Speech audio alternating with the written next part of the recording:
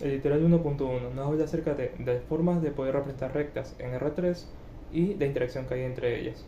Para el primer ejercicio vamos a tomar la primera parte, que es cómo representar rectas en R3. Este aquí es el problema 1. Para este problema nos dan dos datos, los cuales son dos puntos, P y Q, y nos dicen que tenemos que encontrar la recta que pasa por esos dos puntos. Primero, para eso tenemos que encontrar el vector director de la recta, y eso lo hacemos restando estos dos puntos. El vector director es igual a Q menos P. Y ahora ya tenemos el vector director. Ahora tenemos que encontrar un vector que sea paralelo a este de aquí. Este lo vamos a calcular con el punto W.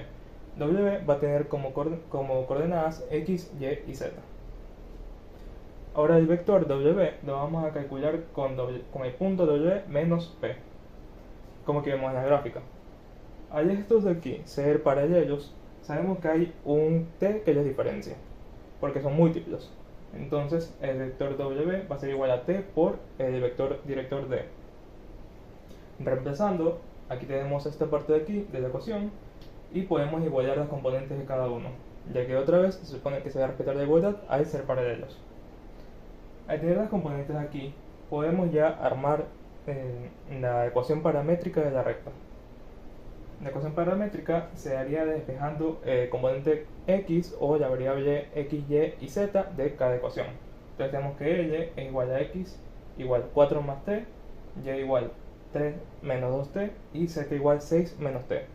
Y aquí tenemos una gráfica que representa lo dicho, en el cual tenemos la recta que pasa por P y Q y el vector director D, que está formado por P y Q, y el vector W, que tiene componentes x, y y z, el cual va desde P hasta W.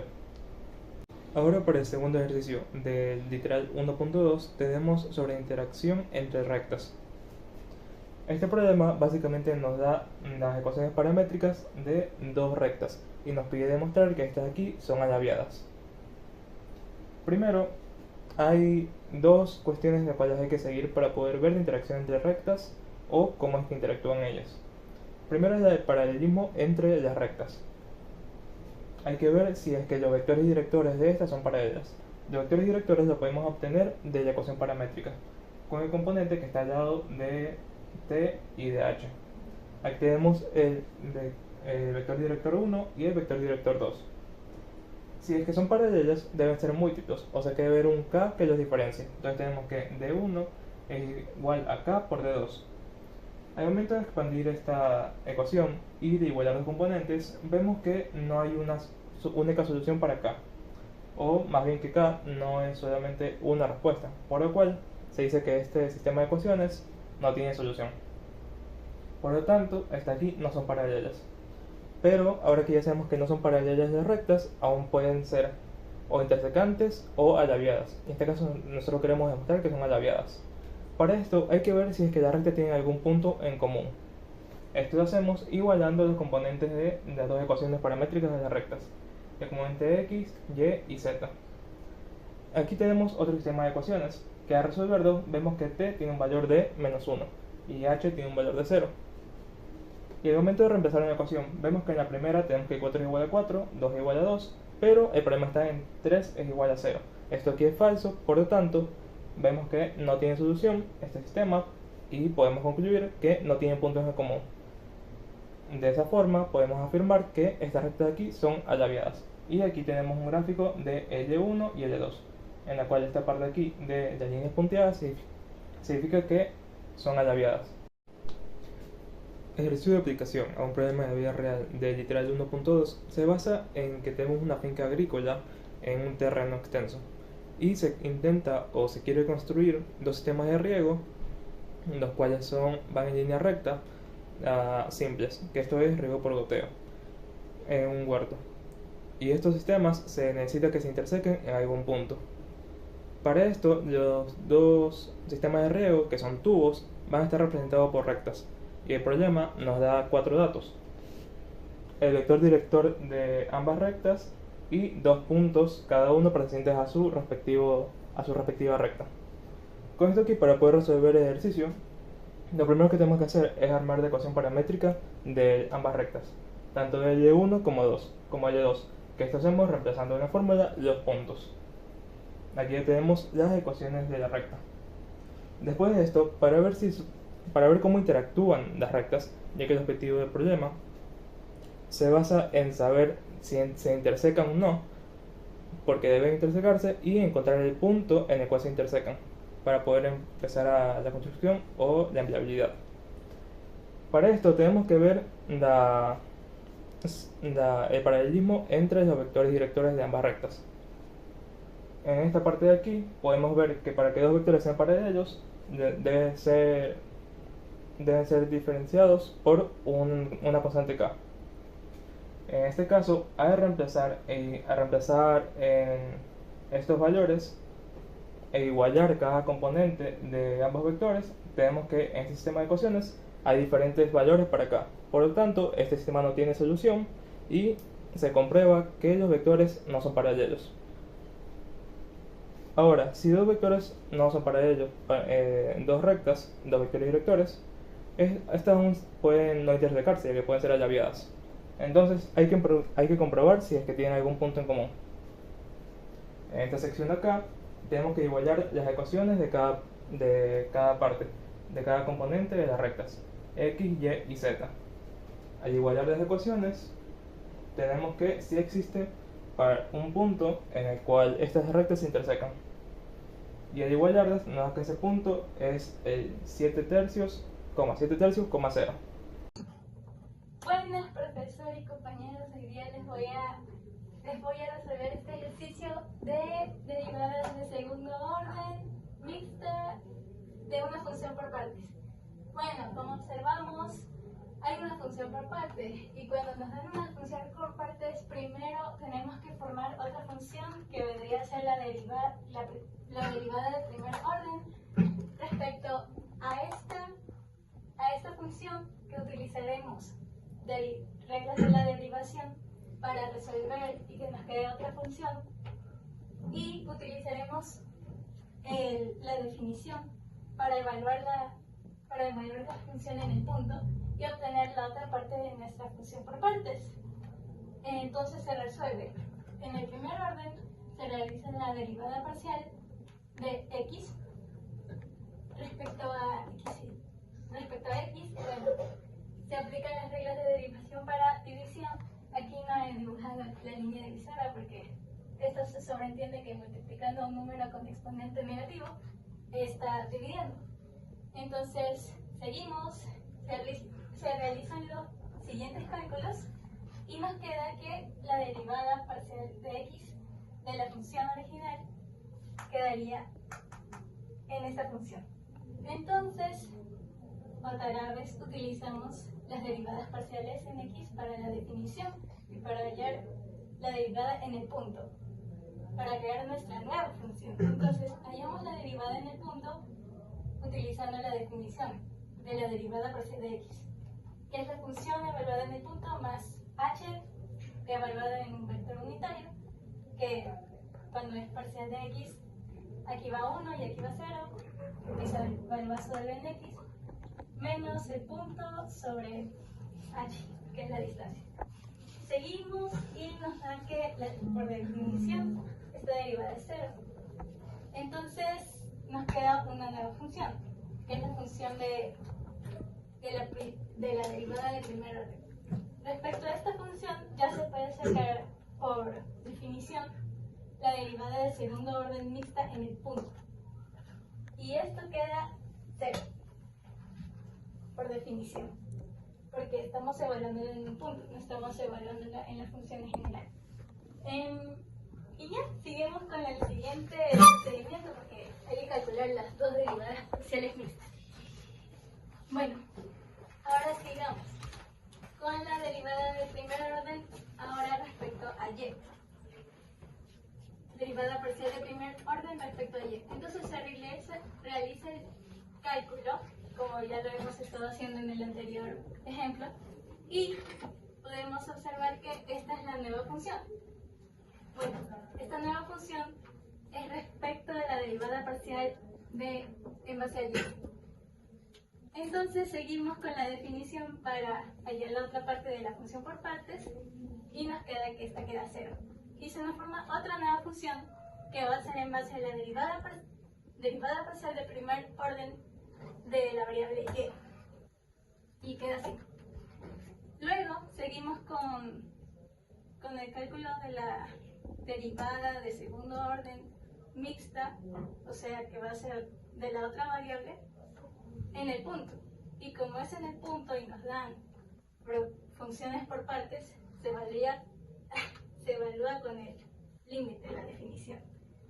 Entonces, aquí es el mismo límite que me lo da en x, y así se hace el procedimiento y queda que nuestro límite da 0. Y esto quiere decir, cuando las nuevas funciones, o sea, las derivadas parciales mixtas de doble grado, son iguales, o sea, nos dio 0 en el primero y nos dio 0 en el segundo, significa que se cumple el teorema de Schwartz. Y eso significa que las funciones de la primera derivada y la original son continuas, son diferenciables y las hemos hallado.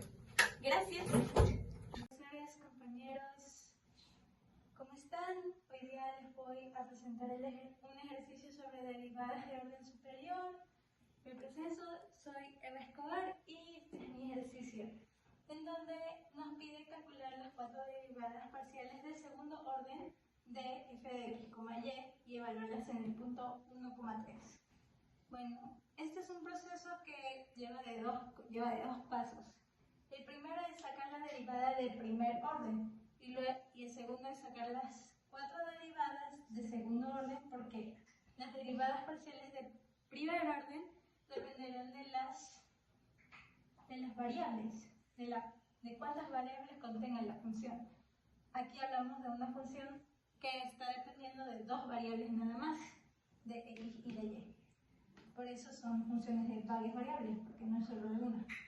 Entonces, empezamos a calcular la derivada del primer orden de la siguiente manera. La derivada del primer orden, se puede hacer en cualquier orden. No tiene que ser primero necesariamente de x y segundo necesariamente de y. Entonces, pero yo comenzaré con la derivada de x, parcial de x. Entonces, podemos utilizar aquí reglas de derivación, porque precisamente no tenemos esta limitación de que la función es por partes.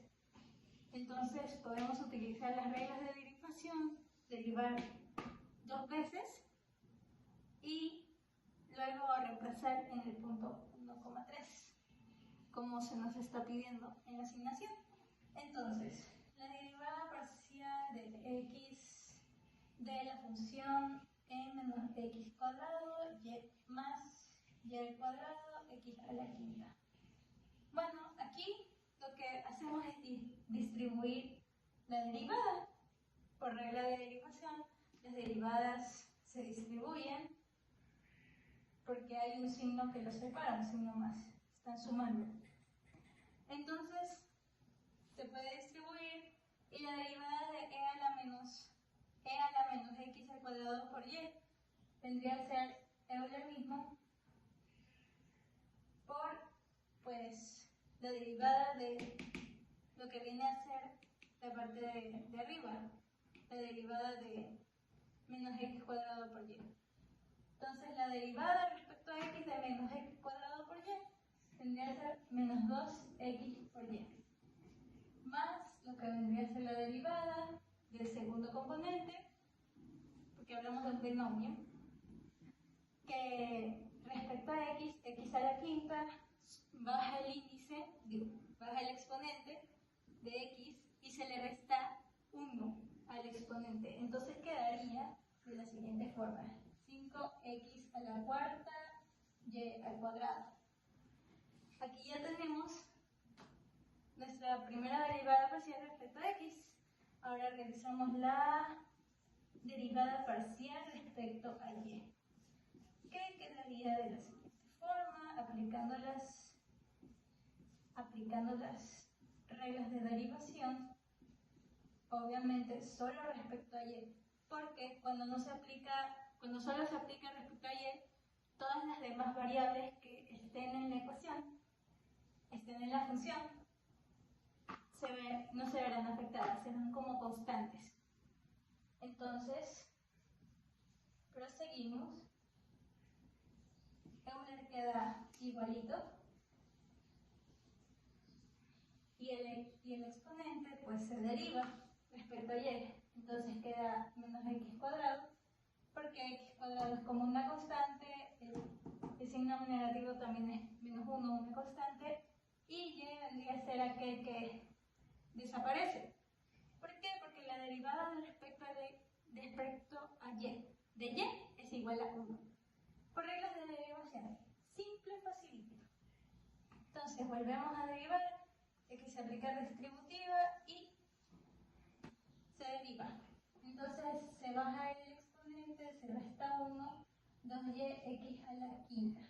Y aquí tenemos nuestras dos derivadas parciales. No está multiplicando. Entonces las primeras derivadas parciales quedarían de esta forma. Bueno, ahora, para encontrar las cuatro derivadas parciales de segundo orden, pues se derivan respecto a las mismas variables, ahora las derivadas de primer orden. Como sabemos, si se deriva doble vez, se deriva esta función respecto a x, quedará otra función nueva. Entonces vamos a ver, porque aquí tenemos dos nuevas funciones, porque la derivada es una nueva función, dos nuevas funciones que tendremos que derivar otra vez respecto a dos variables. Entonces eso significa que nos van a quedar cuatro derivadas parciales de segundo orden. Entonces, empezamos, segundo orden.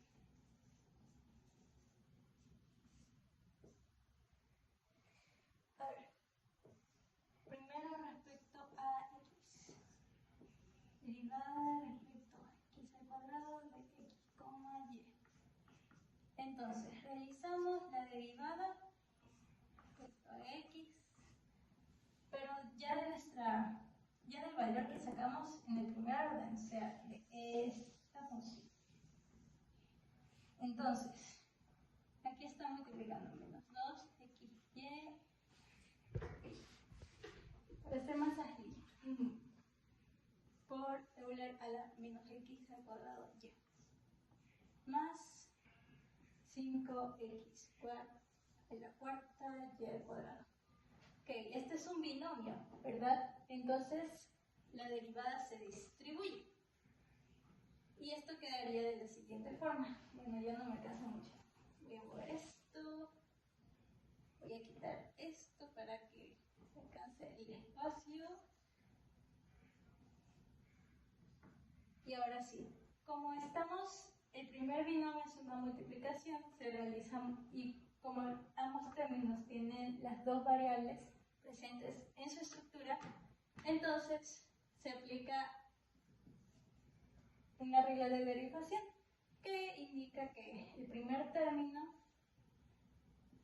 será derivada respecto a x, menos 2xy, se multiplica por el segundo término, de allí se suma, el primer término se multiplica con la derivada del segundo término.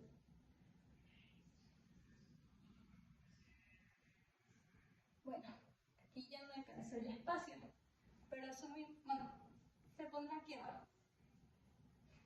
Esta derivada se distribuye hacia el otro término, entonces, se distribuye al otro término del binomio, entonces se vuelve a derivar x y el exponente de x, que es 4, se baja a ser índice, se multiplica con 5 y se resta una unidad a x. Entonces quedaría 20x al cubo y al cuadrado.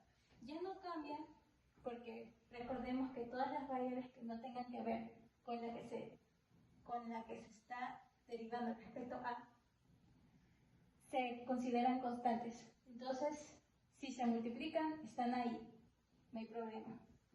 Si es que no se multiplican y es una suma y solo está la constante, obviamente la derivada de esa constante es igual a 0.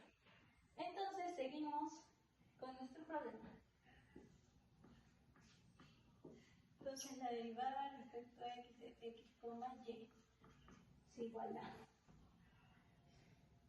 la derivada respecto a x de menos 2x a la y, por y es menos 2y. Eso se multiplica por Euler. Euler menos x cuadrado y. Y volvemos. Esto es menos 2xy y Euler queda igualito. Nada más porque se está derivando Euler, se bajan los exponentes y se vuelve a derivar. Y esa derivada se multiplica con Euler. Así que de una vez lo hacemos. Entonces, menos x cuadrado y, este término que está aquí, se baja, se deriva respecto a x y quedaría de la siguiente forma. Menos 2xy. ¿Listo? Entonces, me olvidaba del último término. Cubo y cuadrado. Entonces nos quedaría una expresión más o menos de esta forma. Menos 2y Euler a la menos x al cuadrado por y.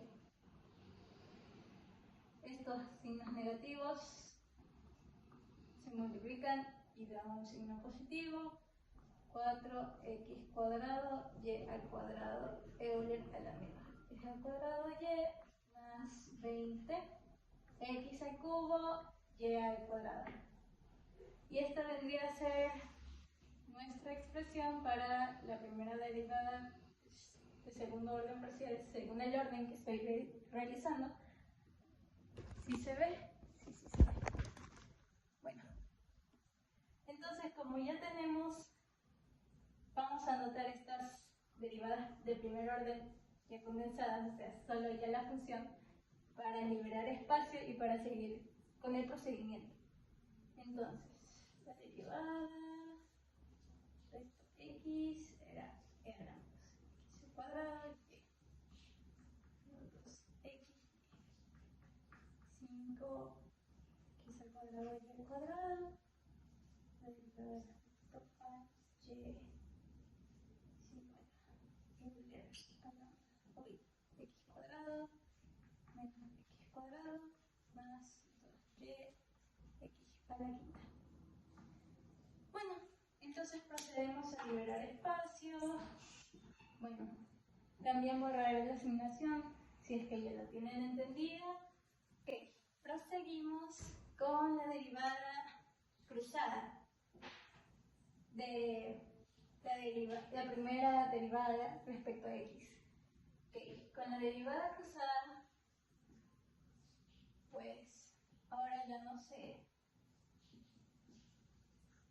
Ahora se calcula la derivada respecto a y.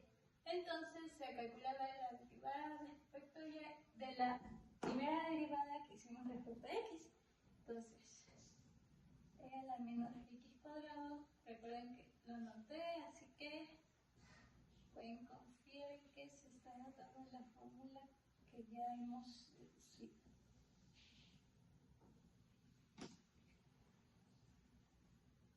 Y la cuarta.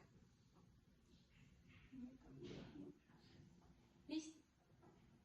Entonces, como vemos, aquí hay una multiplicación, se vuelve a realizar el mismo procedimiento y quedaría de la siguiente forma. El primer término se deriva y se multiplica con el segundo término, luego se adiciona y el primer término sin derivar se multiplica con la derivada del segundo término. Ahora respecto a y. Bueno, como la derivada se distribuye, este es el segundo término, no tiene mucha ciencia, solo se aplican las reglas de derivación. Ahora respecto a y ya está como y al cuadrado. Entonces nada más se baja al denominador, se baja el exponente como índice y se le resta una unidad. Entonces queda, como se baja el 2, pero ya está el 5, se multiplica 2 por 5, 10, 10x a la cuarta y. Entonces, proseguimos realizando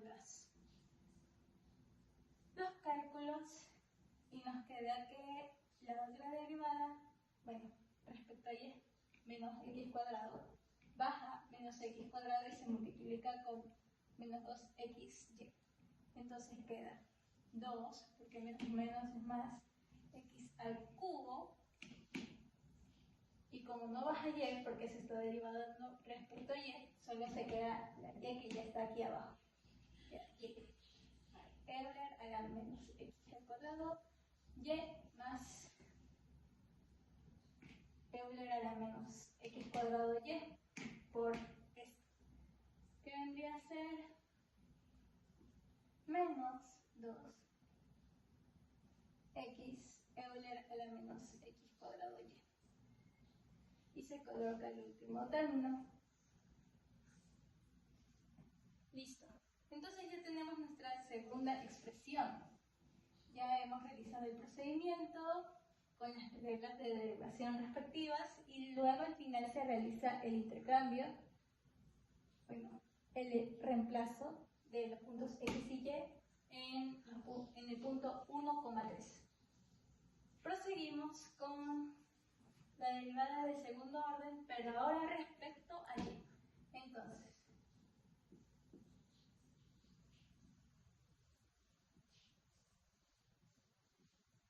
aquí por si acaso tengo anotadas las fórmulas y se copia esa misma fórmula para tener, o sea, las de primer orden para obtener las de segundo orden. Entonces, se prosigue el procedimiento. Entonces, era la menos x cuadrado y.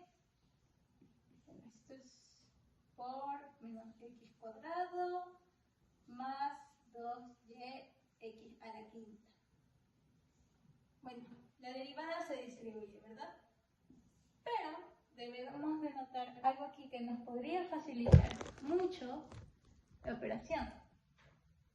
Podemos notar que esta es una variable que se multiplica con una variable respecto a y.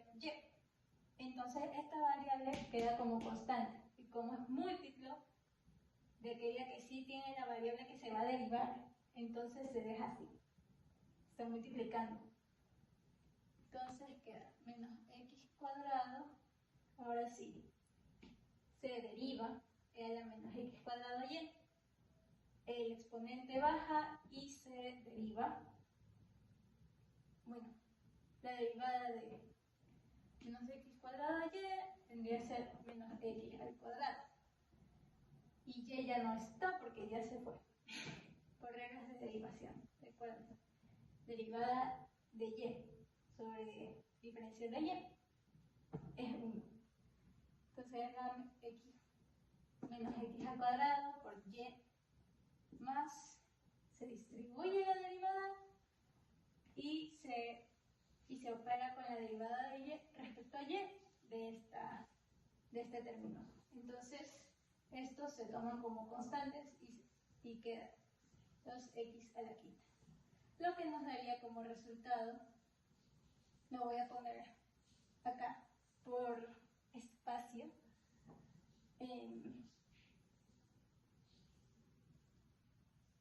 x a la cuarta, no, voy a ponerlo aquí abajo, x a la cuarta por Euler era menos x al cuadrado de y más 2x a la quinta. Esta es la expresión de la segunda derivada de la primera derivada de y, ahora otra vez la segunda derivada respecto a y. Entonces, para agilizar el espacio, voy a agarrar esta fórmula que nos salió aquí, de la derivada de la segunda derivada de x. la voy a copiar en esta esquina y voy a copiar las otras dos para proceder toda la pizarra con la última y cuarta derivada de segundo orden y para reemplazar los números. Entonces, se fue. Por reglas de derivación, recuerden. Derivada de y sobre diferencia de y es 1. Entonces era x menos x al cuadrado por y más, se distribuye la derivada y se opera con la derivada de y respecto a y de este término. Entonces, estos se toman como constantes y queda 2x a la quinta. Lo que nos daría como resultado, lo voy a poner acá por espacio,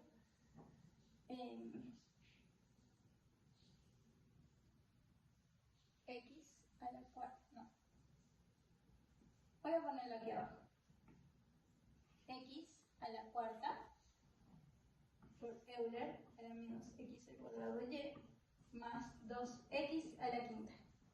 Esta es la expresión de la segunda derivada de la primera derivada de y, ahora otra vez la segunda derivada respecto a y. Entonces, para agilizar el espacio, voy a agarrar esta fórmula que nos salió aquí de la derivada de la segunda derivada de x. La voy a copiar en esta esquina y voy a copiar las otras dos para proceder toda la pizarra con la última y cuarta derivada de segundo orden y para reemplazar los números. Entonces, si me esperan un ratito.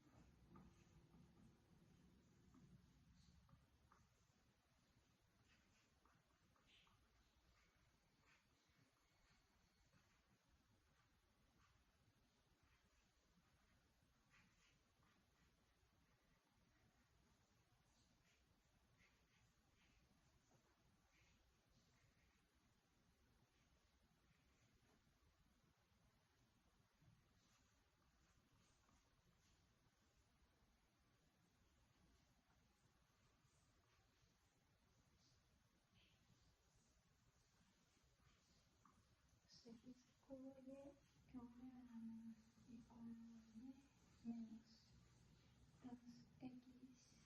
cuadrado y más 10x a la cuarta. Listo. Procedemos. Me olvidé de la única. X a la cuarta, Euler a la menos x cuadrado y más 2x a la quinta. Listo. Entonces procedemos a borrar y a despejar la pizarra para la última derivada, que es la derivada respecto a x de la primera derivada respecto a y. Ya lo veremos.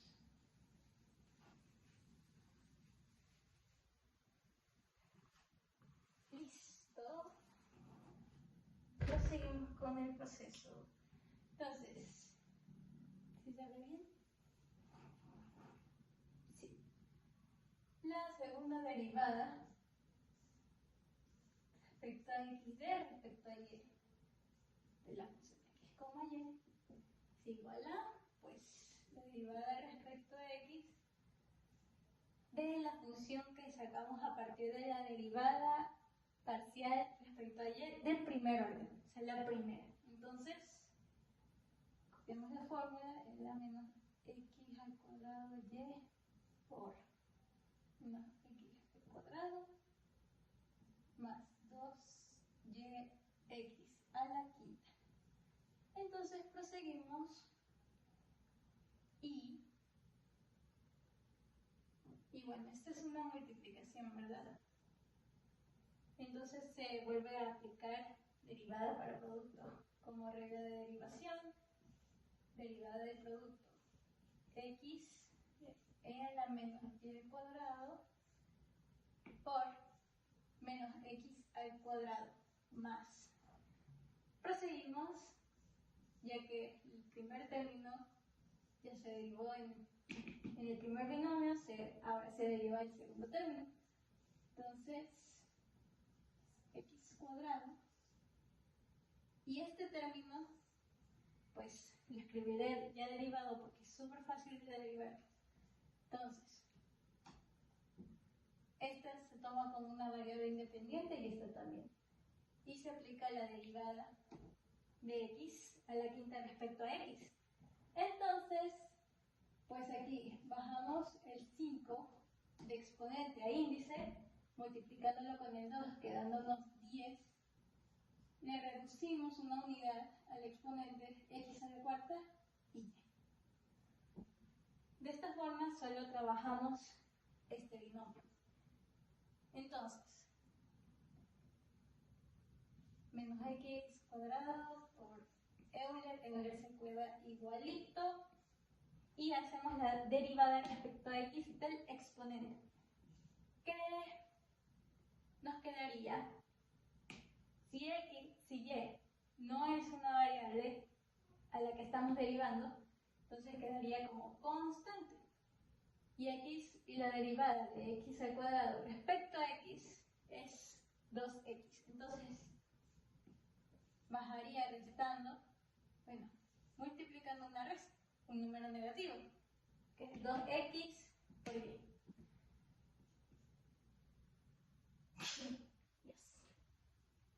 Entonces, se deriva el segundo término por regla de derivación, queda menos 2x Euler a la menos x al cuadrado por y más 10x al cuadrado y. La expresión nos quedaría de la siguiente forma: 2x al cubo y Euler a la menos x cuadrado por y menos 2x Euler a la menos x cuadrado por y más 10x a la cuarta por y. Esta es la derivada cruzada respecto a y de segundo orden, claramente. Comparando esta derivada cruzada respecto a y de segundo orden, también observamos que en la derivada cruzada respecto a x de segundo orden, nos encontramos con una expresión idéntica. X cuadrado y menos 2x Euler a la menos x cuadrado y más 10x a la cuarta y. Y no les miento. Ay, perdón. Aquí se encuentra la derivada cruzada anotada que resolvimos hace un instante y es igualita a la derivada que realizamos ahorita. Entonces, con esta observación se puede concluir que la función de la primera derivada y la función original son continuas y por ende nos dio el mismo resultado de las derivadas cruzadas. Esto se aplica por el teorema, aquí lo escribo, teorema de Schwarz, que explica que para que las derivadas cruzadas sean equivalentes, la función que se deriva debe de ser continua y la función anterior también. Entonces, continua y diferencial. Entonces, con esto se puede comprobar este teorema. Bueno, proseguimos con el ejercicio. Aquí voy a anotar la última derivada para reemplazar. Aquí la anoto. Aunque es la misma, así que es la misma. Así que no hay problema.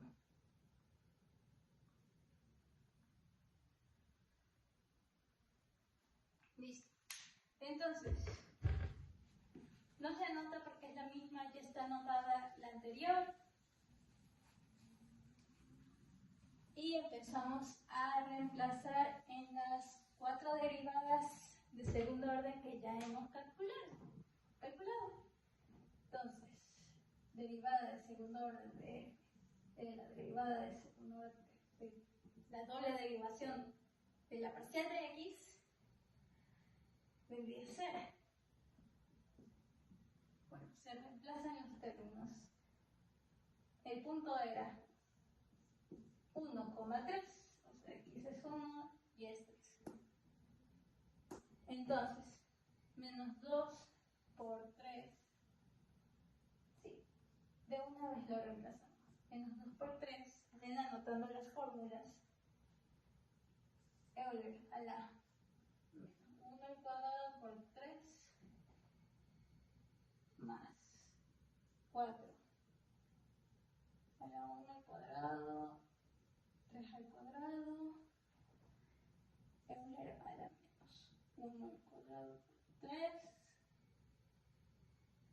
más 20, 1 al cubo y 2, que es 3 al cuadrado. Bueno, esta expresión nos sale que nos da el siguiente resultado, que 2 por 3 menos 6 menos 3 más 36, porque 3 al cuadrado 9, 9 por 4 36, Euler a la menos 3 más este valor que se tapa es 3 al cuadrado, que da 9, 9 por 20, 180. Nos quedaría una expresión así. Euler a la 3 de menos 6 más 36 y más 180, Euler a la 3 al cubo. Esta es la primera expresión que nos queda. Ahora vamos con la segunda derivada. Dejaremos las derivadas cruzadas al último porque reemplazar en estas derivadas cruzadas nos dará el mismo resultado. Así que ya tendremos la respuesta al derivar, al reemplazar por las derivadas cruzadas. Así que la dejamos al último para no olvidarnos de otras. Que es esta. Bueno, entonces, la doble derivada de respecto a y es x a la cuarta, que vendría a ser 3 a la cuarta, por Euler a la menos 1 al cuadrado por 3 más 2x al cubo, que es 1 al cubo. Esto nos daría de resultado 81 a la Euler menos 3 más 2. Escribiré más abajo. 81 Euler a la menos 3 más 2. Y esto daría 81 más 2 Euler al cubo sobre Euler al cubo. Esta es la expresión que nos dan en la otra derivada. La doble derivada respecto a y. Doble derivada respecto a x y doble derivada respecto a y. Proseguimos con la última derivada, ya que reemplazando la derivada cruzada, tanto respecto a x, tanto respecto a y, nos dará el mismo resultado. Así que no tendremos que calcular dos veces, sino que con un cálculo, pues ya obtendremos el resultado de ambas derivadas. Entonces, agarramos cualquier derivada, podría ser primero derivada parcial de x y luego derivada parcial de y.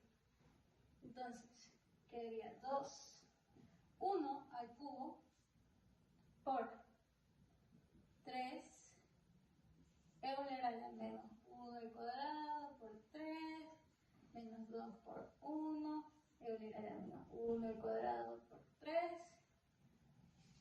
más 10 1 a la cuarta por 3. Entonces, este resultado nos quedaría 6 Euler al menos cubo menos 2 Euler al menos cubo más 30. Este resultado nos daría, así desglosado, 6 menos 2 más 30 Euler al cubo sobre Euler al cubo. Me he olvidado que aquí se podría resolver que 36 menos 6 era 30. Así que yo mismo reescribo las respuestas como las hemos estado haciendo. Entonces, 6 menos 2, 4. 4 más 30 Euler al cubo sobre Euler al cubo. Este es el procedimiento de cómo realizar derivadas parciales que no están en funciones con partes, como en el primer ejercicio expliqué. Solo se utilizan reglas de derivación y luego se reemplazan el punto. Entonces, ahorita sí voy a escribir las respuestas como deben de ser. 180 Euler al cubo sobre Euler al cubo. Esa es 81 más 2 Euler al cubo, Euler al cubo.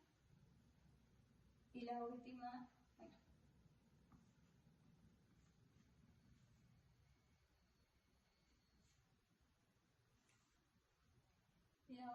es 4 más 30 Euler al cubo sobre Euler al cubo.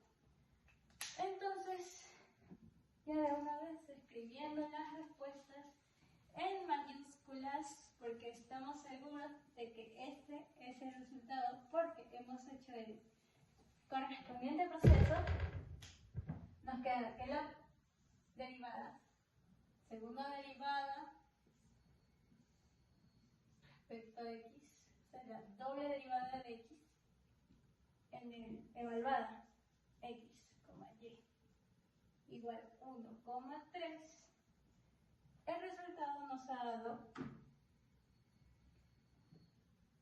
30 más 180 Euler al cubo sobre Euler al cubo. El segundo resultado. La doble derivada respecto a y. Parcial, obviamente. Y esto nos da un resultado de 81 más 2 Euler al cubo sobre Euler al cubo. Luego, las derivadas cruzadas que vendrían a tener el mismo resultado, porque comprobamos que las funciones son equivalentes, ni siquiera son similares, son equivalentes respecto a x, y cuando se igualan a 1,3. ¿Qué nos da de resultado? Nos dan de resultado 4 más 30 Euler al cubo sobre Euler al cubo. Entonces, con esto concluimos el ejercicio haciendo. Ya encontramos las 4 derivadas parciales. Aquí no hay un número 4 porque las derivadas cruzadas son iguales. Se cumple el teorema de Schwartz y va a dar el mismo resultado independientemente de qué variable sea. Si la función es continua y diferenciable, se cumple esto. Entonces, aquí terminamos nuestro ejercicio. Si hay alguna duda, me la dicen, no hay problema, puedo responder a cualquier duda. Y nada, eso. Este ejercicio lo voy a resolver solamente en pizarra porque me resulta mejor que vean el procedimiento de forma más continua, interactivo y explicativo que en un papelito. Así que aquí está el resultado, ya estuvo el razonamiento y eso es todo. Y como el último ejercicio, el ejercicio de aplicación. Este va a ser corto debido a su facilidad de resolución, pero va a ser explicativo. Soy la misma, Eva Escobar. Así que empezamos a leer el ejercicio. El rendimiento de un cultivo en toneladas por hectárea depende de la cantidad de nitrógeno y fósforo que se aplique. Esto se mide mediante la siguiente función, que es el rendimiento del cultivo R, que va a depender de la función de N y P, de las variables N y P, que es nitrógeno y fósforo, representadas en la siguiente función: 10 más 2N más 3P menos 0,5N por P menos 0,1N al cuadrado menos 0,05P al cuadrado. Entonces, tenemos que determinar si el fósforo influye potenciando o reduciendo el nitrógeno. Entonces se aplica primero que todo derivada de primer orden.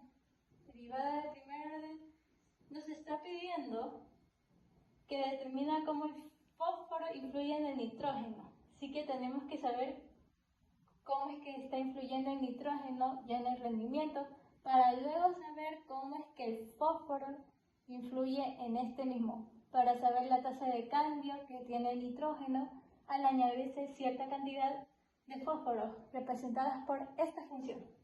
Entonces, primera derivada respecto al nitrógeno, bueno, es la derivada de R respecto al nitrógeno, en realidad. Entonces, R es 10 más 2N más 3P.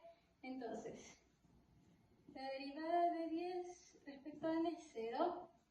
La derivada de 2N respecto a N, esto queda 2 más 3P, este 3P se lo toma como constante, entonces 0 menos la derivada de 0,5 NP respecto a N, esto es 0,5P.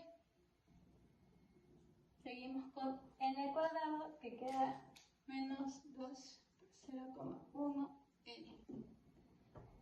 Tenemos nuestra derivada de primer orden ya realizada con reglas de derivación conocidas como la distributiva,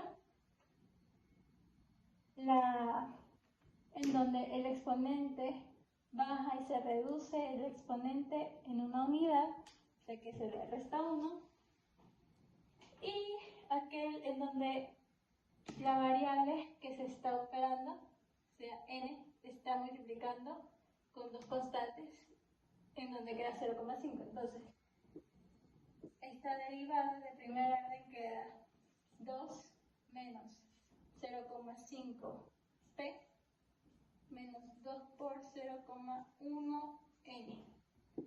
Realizamos la segunda derivada respecto a r, pero de p. Y esta derivada nos ayuda a interpretar cómo es que el fósforo influye en los cambios dentro del nitrógeno. Ya vamos a ver y dar explicación a este fenómeno.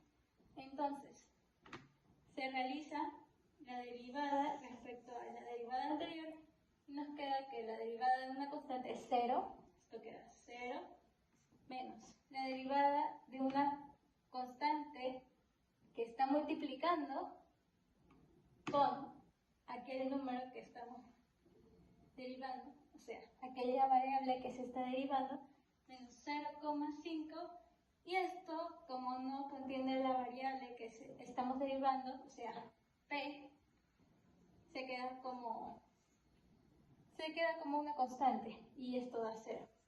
Entonces nos da que me olvidé. Bueno, aquí era más, y aquí era más, y aquí era más. Ya, listo. Entonces nos queda como resultado que, según el ejercicio, era más.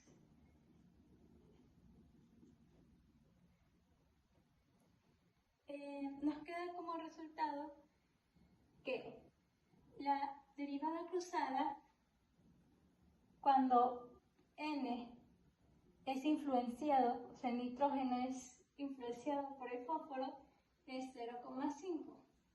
Nos da un número positivo, por ende podemos concluir que el fósforo influye de manera sinérgica, o sea, potenciando los efectos del nitrógeno por toneladas por hectárea, o sea, por el rendimiento de la tasa de cambio que estamos calculando aquí. Entonces, las derivadas cruzadas, las derivadas de segundo orden cruzadas, nos pueden dar aquello, cómo es que una variable respecto a otra influye en ella. Podemos observar si es que esta la reduce, o si es que esta la potencia, o si es que esta no tiene ninguna relación. Cuando es que no tenga ninguna relación, podríamos decir que esta variable no depende de la otra. En todo caso, la derivada de aquí nos tendría que dar 0. Así no habría cambio,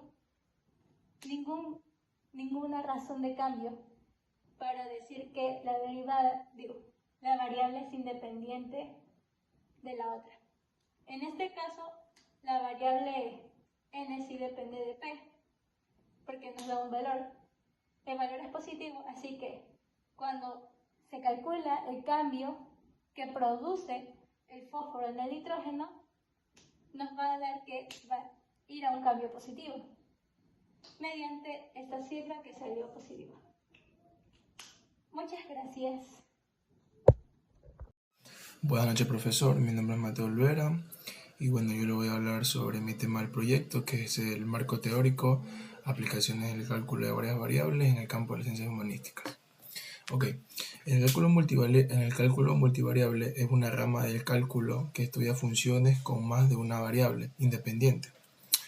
Aunque tradicionalmente asociamos con la física, la ingeniería y la economía, su aplicación en las ciencias humanísticas ha cobrado relevancia en las áreas como geografía humana, la sociología cuantitativa, la psicología cognitiva, la lingüística computacional y la antropología.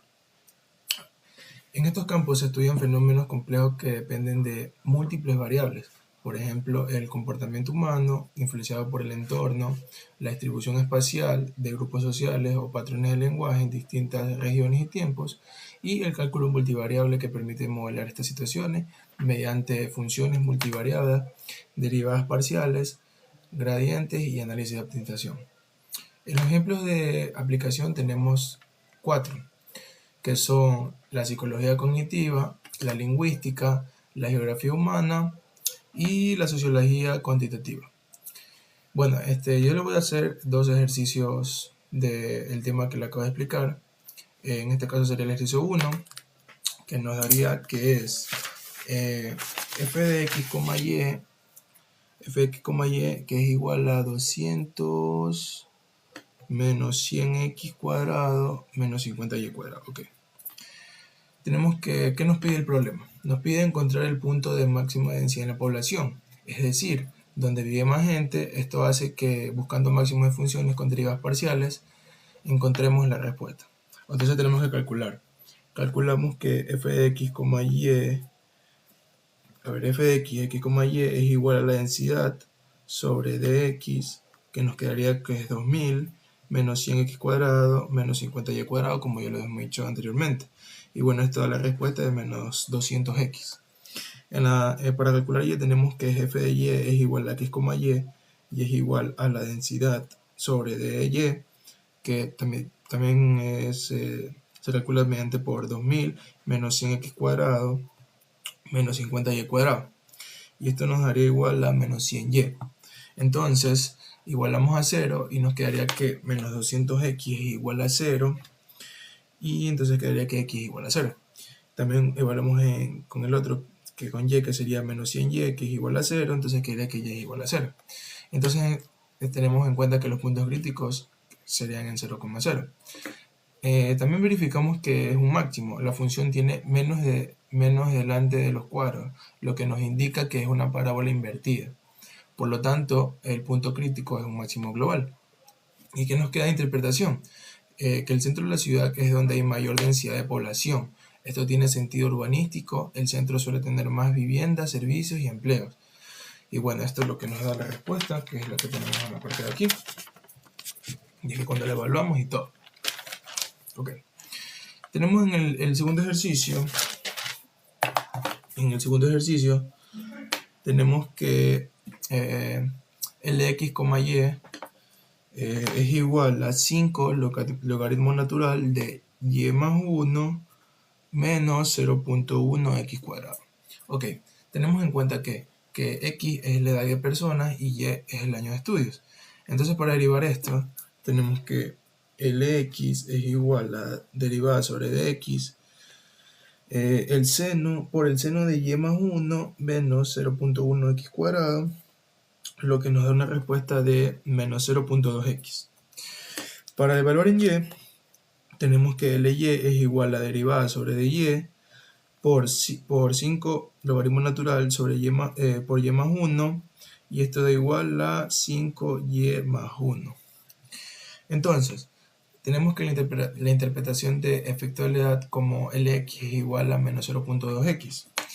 Entonces tenemos que la mayor edad del valor, entonces sería que L disminuye. Es decir, las personas más jóvenes tienden a usar más tecnicismos según a este modelo. También tenemos que Ly es igual a 5 sobre y más 1, es positiva, por lo que va disminuyendo a medida que ya vaya creciendo. Esto significa que aquí en la respuesta que hemos tenido, aumenta los años de estudio, siempre aumenta el uso del lenguaje técnico, pero cada año extra tiene menos impacto que el anterior. Ok. También tenemos que, supongamos que dos personas, digamos la persona de 20 años, una tiene 5 años de estudios, nos quedaría que L es igual a 5 logaritmo natural de 5 más 1 menos 0.1 por 20 al cuadrado, nos quedaría igual a 5 logaritmo natural por 6 menos 40, lo que nos da una respuesta de 8.96 menos 40, lo cual la respuesta final sería menos 31.04. También tenemos en cuenta que la persona B de 20 años tiene unos 15 años de estudio, entonces el cálculo sería el siguiente, de L es igual a 5 logaritmo natural por 16 menos 40, lo que da una respuesta de 13.86. Evaluando, quedaría con la respuesta final de menos 26.14. A mayor educación hay más uso técnico, a mayor edad disminuye todo esto. ¿Qué tenemos para concluir esto? Que este modelo representa cómo influye la edad y el nivel de estudio en el uso de palabras técnicas. Vemos que mientras más años el estudio, se usan más tecnicismos, pero el efecto de la edad es negativo. Entonces esto se debe a que los jóvenes están más conectados con el lenguaje técnico moderno. En conclusión, con todo el tema que les acabo de explicar, es que el cálculo de varias variables permite analizar sistemas donde intervienen múltiples factores, lo que es crucial para estudiar fenómenos complejos en las ciencias humanísticas. Gracias a este enfoque, los investigadores pueden modelar, interpretar y predecir comportamientos humanos y sociales con mayor precisión. Muchas gracias. Profe, en este caso vamos a presentar un problema que dice: ¿cuál es la cantidad total de fertilizante sobre una región triangular? Que en este caso está definida por esta parte de aquí, X está entre la región de 3 y 0 metros, y Y entre la región 2/3 de X y 0 metros. Ahora, tenemos una función que es la concentración del fertilizante que vamos a usar en esa región triangular, la cual está definida por C de X, Y, en este caso dos variables, X, Y al cuadrado, gramos sobre metros cuadrados. Pero aquí nos vamos a dar cuenta que vamos a tener que calcular esa región sombreada, o sea, esa doble integral, porque tenemos prácticamente dos variables. Pero ¿qué pasa? Que al momento de nosotros poner la integral definida en esta región, que en este caso la región es esta, de 0 a 3 y de 0 a 2/3 X, y esta función, probablemente tengamos una integral doble que sea difícil de resolver. Entonces, para esto tenemos que aplicar un cambio de orden de integración. Pero como en este caso nosotros no hemos llegado aún a tocar ese tema en clases, entonces solamente he dejado planteado este problema para luego en la segunda parte del proyecto resolverlo. Muy buenas tardes, mi nombre es Galo Nicola y mi tema es el de jacobiana y el cambio de variable en integrales dobles.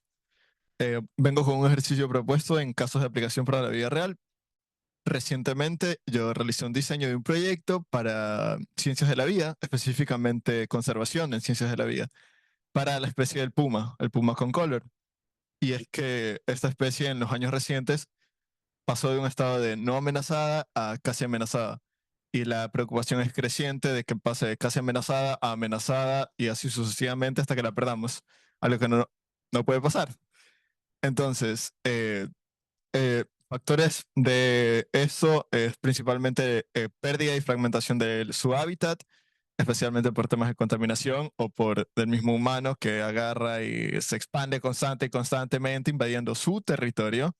Y esto causa que el puma, pues, no tiene tanta disponibilidad de recursos para su existencia y esto causa en ocasiones que el puma recurra a comerse el ganado de las personas y las personas agarran y lo matan. Entonces, estamos haciendo las cosas mal y el proyecto en sí consiste en el modelado de hábitat y en la posible definición de un área protegida. Y digamos que el área, la región en la que vive nuestro puma es esta región R, que está delimitada por estas dos curvas y, bueno, estas dos rectas, ¿no? Podríamos valernos del cálculo integral para calcular el área comprendida entre esas dos regiones, pero probablemente daría un poquito más de trabajo al tratarse de una región de esta forma, ya que probablemente tendríamos que seccionar así nuestra área o dependiendo del orden de integración que estemos usando, tal vez así, pero ¿no sería muchísimo más fácil trabajar con una región que se parezca a esto? Pues la respuesta es que sí, lo sería. Pero ¿cómo hacemos que esta nueva región S sea una imagen de nuestra región R, nuestra región inicial? O sea, que conserve el valor de la integral inicial. Y entonces eso es lo que descubriremos durante el segundo parcial y podremos resolver este ejercicio. Muchas gracias.